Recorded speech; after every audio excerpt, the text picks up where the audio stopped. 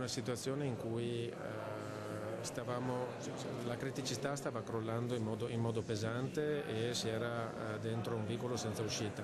Per fortuna è arrivata questa soluzione della banca intesa, che non voglio entrare assolutamente in merito al fatto che sia buona o cattiva, sicuramente era l'unica, quindi per definizione buona, l'unica che si prospettava, e adesso noi quello che ci auspichiamo e che chiediamo a ampio fiato a banca intesa è che si mantenga la vicinanza alla territorialità che noi avevamo anche prima. Così da Treviso il presidente di Confindustria Veneto sulle banche venete, i suoi timori in merito alla situazione critica per la liquidità delle imprese. La sovrapposizione delle linee credito è uno dei nostri grandi timori. Si diceva che ci sono alcune aziende che sono strette dalla crisi, alcune si stanno riprendendo, alcune sono ancora strette dalla crisi, e che se su quelle dovesse pesare un restringimento della linea di credito naturalmente non ci sarebbero soluzioni. È chiaro che noi abbiamo imprenditori, abbiamo un'asticella che tiene sopra o sotto gli imprenditori.